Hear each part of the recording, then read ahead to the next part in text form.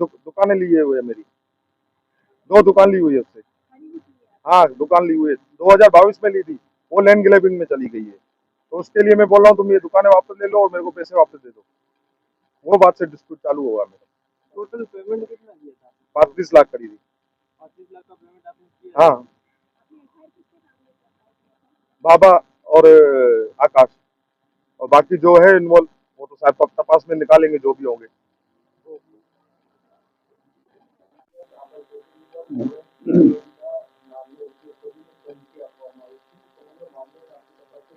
जी, મને સમગ્ર જે બાબત છે એ તારીખ 6/5/2025 ના રોજ સત્તાનગર પોલીસ સ્ટેશનમાં ગુનો દાખલ થયેલો છે, જેમાં જે ફરિયાદી છે હરેશભાઈ હરુ પ્રેમચંદભાઈ મોહનનાર, જેને એક બાબા ઉર્ફે સુરત ઉર્ફે કિસાન એની પાસેથી સુરેન્દ્રનગર જી વોર્ડમાં જે છે ગગન એવેન્યુ કરીને અપાર્ટમેન્ટ એને બાંધેલું, જે 2020-21માં તેમાં એને 2 દુકાન વેચાતી રાખી 35 લાખ રૂપિયા।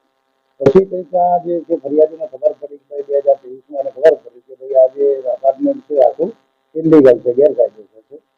તો એને જે છે આ બાબા પાસેથી એ 2 દુકાનોના જે ભાઈ મેં તમને 35 લાખ રૂપિયા ચૂક્યા છે તો તેને પૈસા પાછા આપ, કારણ કે આ દુકાનો હવે પેલામાં દબાણમાં જવાની। તો એને લઈને આ બંને વચ્ચે અવારનવાર પેલું ચાલતું છે કે ભાઈ આપવું છું નથી આપતું, કે થાય એ કરી લેજો નહીં આપું। ઇન બિટવીનમાં ગયા માર્ચ મહિનામાં જે છે 14 તારીખે એના ઉપર જે ફરિયાદી ઉપર એક અન્ય નંબરથી કોલ આવ્યો અને કોલમાં કીધું એને કે ભાઈ તારે જે બાબા સંજીવ જોડે જે મગજમારી ચાલે છે તે તું પતાવી દેજે, નહીં તો સારું નહીં થાય, બરાબર, તારી સોપારી મને મળેલી છે, એ રીતની આખી વાત કરેલી। એ દરમિયાનમાં પાછો એને થોડુંક અવોઇડ કર્યું અને ફરી વાર 2 થી 3 વખત એને એ રીતના કોલ ગયા પછી એકવાર એને વોઇસ મેસેજ મૂક્યો। એક આકાશ કરીને જે બીજો આમાં આરોપી છે અમરાઈવાળી, જેને અમરાઈવાળીથી આકાશ બોલું છું એ રીતે કહી અને એને વોઇસ મેસેજ મૂક્યો। એમાં એને કીધું કે હું લોરેન્સનો માણસ છું અને તારી સોપારી બાબાએ મને આપેલી છે, સાંજ સુધીમાં તું આ મેટર પતાવી દેજે, નહીંતર કે તને ગોળીથી ઉડાવી દઈશ, એવી આખી મેટરની એને જે છે વોઇસ નોટ મોકલેલી।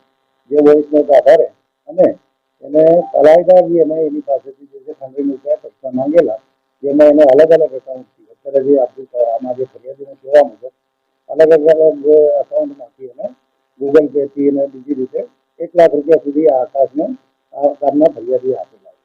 એટલે આપણે બળજબરીથી પૈસા કઢાવવાની ખંડણી અને જે ધમકી વિરુદ્ધની જે છે અલગ અલગ ધારામાં આપણે ગુનો દાખલ કરેલો છે અને આ કામની તપાસ જે છે પીઆઈ પોતે ચલાવી રહ્યા છે અને અલગ અલગ ટીમો બનાવી અને આ બંને આરોપી